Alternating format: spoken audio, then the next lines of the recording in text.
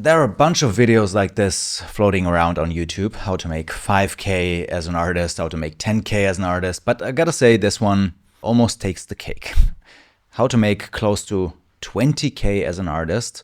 I gotta admit, I've never really watched any of these videos before, so I thought, why not check one out together and see if there is maybe something that we can take away from it, that we can learn from it, maybe some interesting insights, who knows. I can tell you this much though, without having seen any of the video yet, I'm almost 100% sure it's not with original art. Let's see where this goes. The unfortunate reality is artists have to wear a lot of different hats. Diversifying where your income there you go. come from as an artist is more important than ever. But we're going to talk about not just the ways I make money as an artist, but what ways are there to make money as an artist. Spoiler alert, here are the income breakdowns based on category. Feel free to skip to the section. Okay, wow.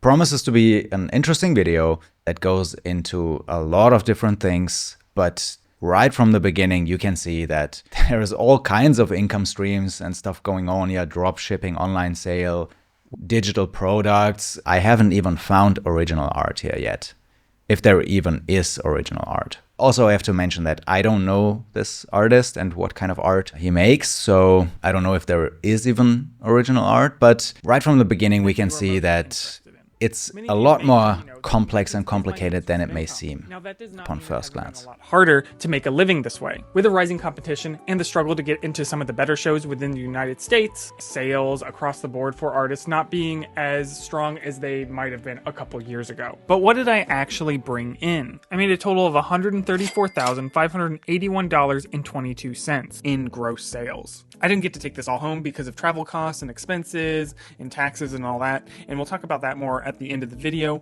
Just trust me, bro. Trust me. Trust me, bro. Just trust me.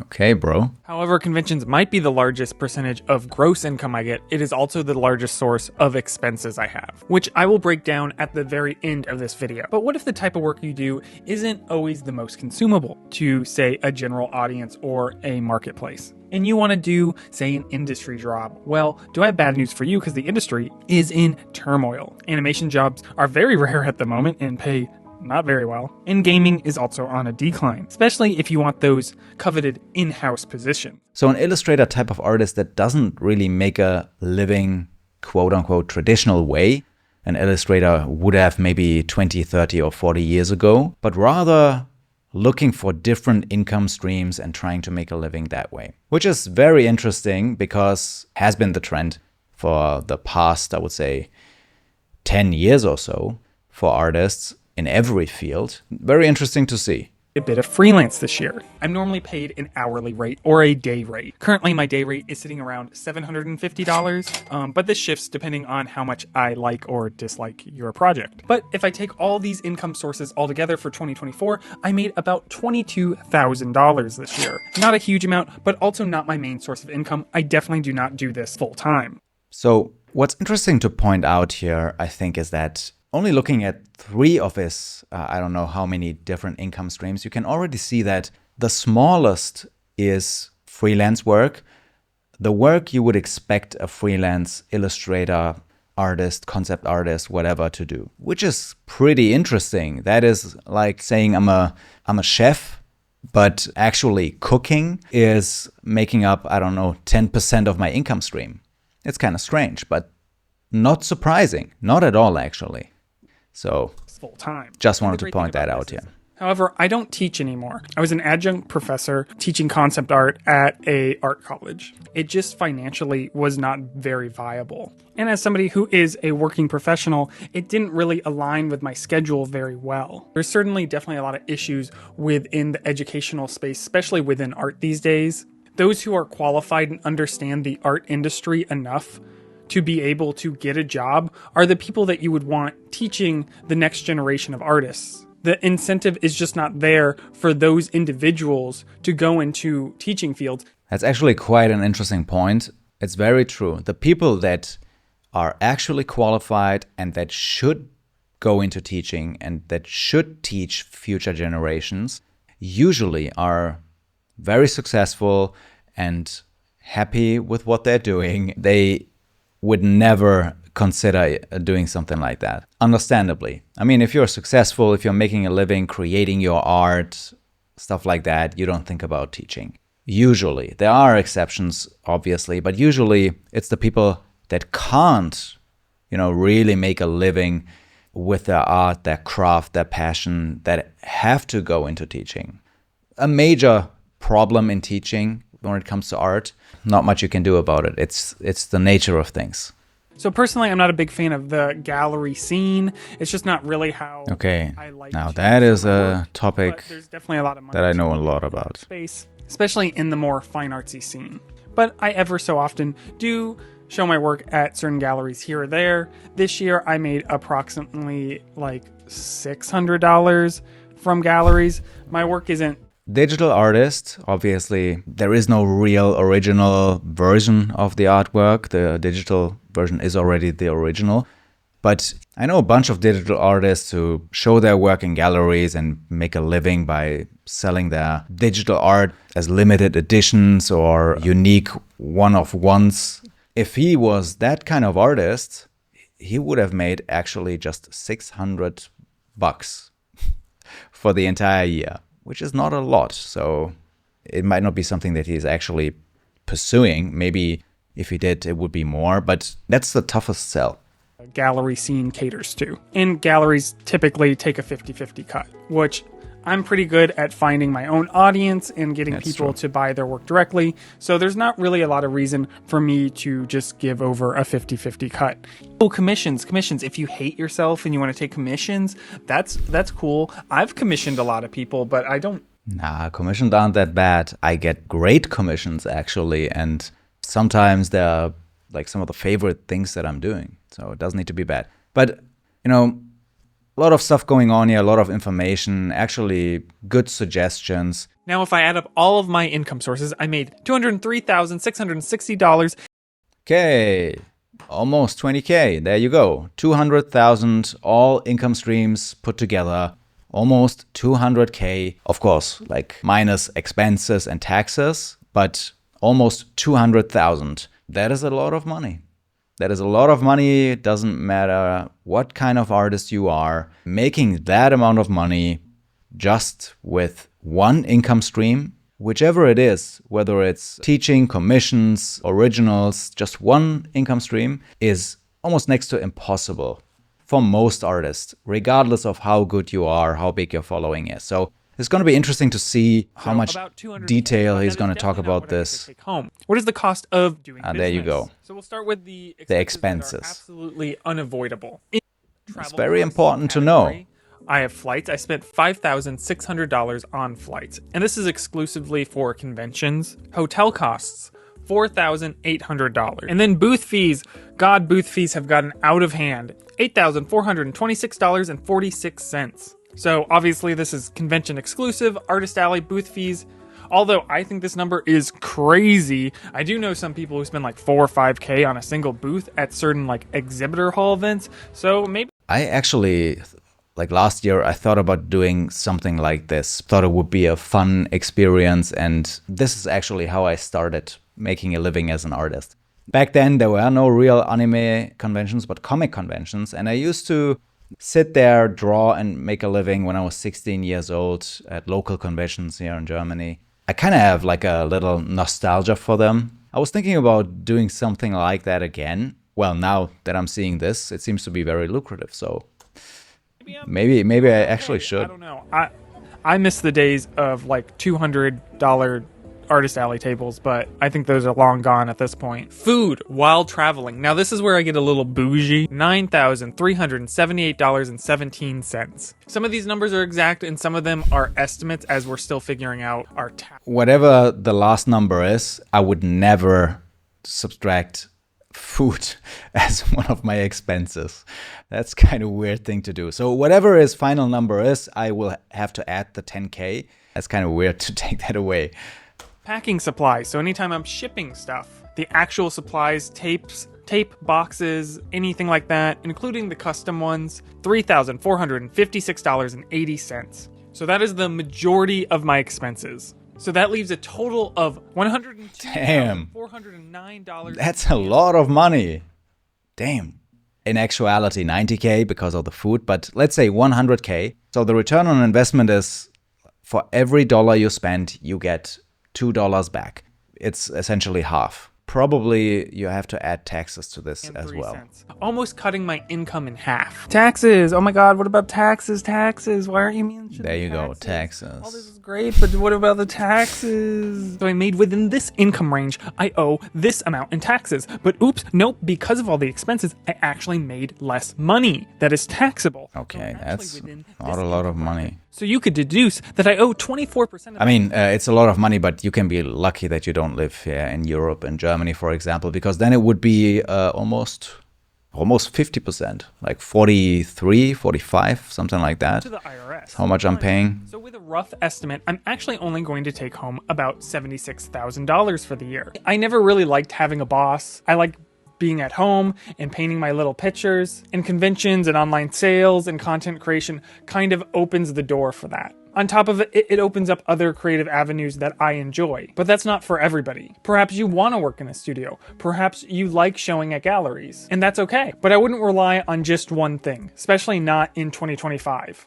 We've seen how unstable many of these art markets are. I think income transparency can be really helpful to anybody entering any particular field, especially the art field, as there is so much confusion on how to make money as an artist, especially these days. Like, this is definitely a build up over a long time. And again, at the end of the day, making money is great and all, but my ultimate goal is to be at home painting, doing the thing I love. And being able to make an income and pay my bills is the thing. Are you though? So I mean, not really. That's what everyone wants, but these days is it has to be a business. It's a business. Even what he's doing, he's running a small business, essentially. Let's get back to this pie chart because I think it's actually super interesting.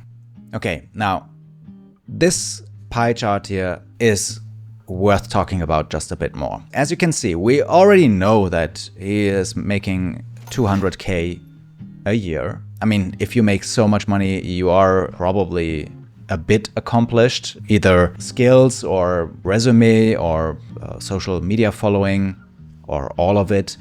But even with all of that, it's not enough to generate that amount of money by having online sales, by teaching, by doing freelance work, the actual work you would expect an illustrator to do. No, most of it comes from conventions. So if you are wondering how you can make that amount of money, in this case here, the answer is you have to do conventions, because that is over half of what he's making here, 134K, which is an insane amount of money. And if he wasn't doing conventions, he would be making around 66 or 65, let's say 65K. And then he would still have some expenses, not 100K, but maybe it would be 20K or so. If you subtract that, you end up with 45K, and then he still has to pay taxes. And in that case, you would be not paying a lot, but still paying some, 10K or so, or I don't know, 8K, something like that. And you would end up with something between 3K and 4K a month that you're making. Probably closer to 3 than 4, but something like that. Which is fine. It's still a great amount of money, I would say, as an artist, but it's not mind-blowingly insane amount of money where you feel like, all right, I can lean back and just enjoy life. This is super interesting to take in because this has been a trend and it's gonna be like this even more in the future. Artists predominantly won't be making a living producing their art, but rather by creating different income streams and monetizing everything around the art you create. It's the same for me. It used to be 100%. The first 10 years of my art career, it used to be exactly 100% of my income that would come from my art, sales and galleries, stuff like that. And now usually it's more like 60 and sometimes even less, 50%, which was a very conscious decision on my side. I also have to mention, because I really didn't want to put all my eggs in one basket. But it's a different kind of situation if you are choosing to diversify your income streams than being forced to diversify your income streams. And this is the case for most young artists these days, starting out in whatever industry they may find themselves, whether it's illustration, concept art, visual effects, classic fine art, whatever it is, you have to diversify your income streams. And in that way, this is a very good video that shows you that no matter how good you are, and I haven't seen all of his paintings, but just looking at the frog here, I can tell that he is talented, skillful illustrator. It's not enough. Times are changing. The way you can make a living as an artist is not what it used to be, and we have to adapt. That's just the way it is.